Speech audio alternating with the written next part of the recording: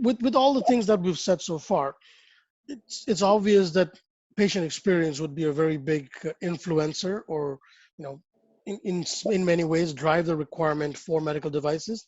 But in addition to that, are there any other drivers that are kind of inspiring medical device companies to make such changes where they still prioritize the patient, but it's not coming from the patient?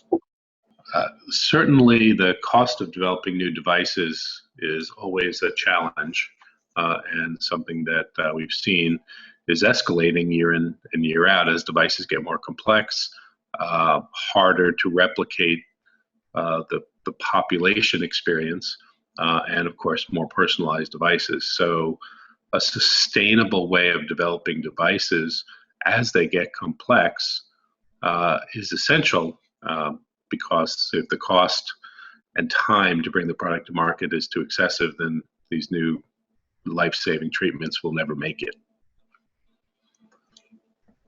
You mentioned the cost of development and the time of development. So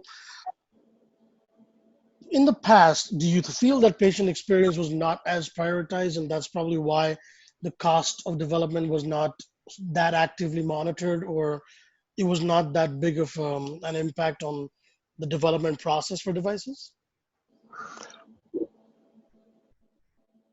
Well, I would say, at least in my experience, that the first generations of these products, patient experience was not the number one criteria. It was really the success and efficacy of the device, and the patient, the patient's experience was, were they relieved of their suffering or not. But as we now evolve beyond basic treatment, the patient experience becomes critical to sustainability. And we now have a lot of devices and a lot of treatments. And also, as we alluded to, the clinicians will choose those devices that their patients are happiest with, that they're most comfortable with, because if they understand them, they're going to use them best. And so now they have choices, and those choices create additional hurdles for the industry to overcome.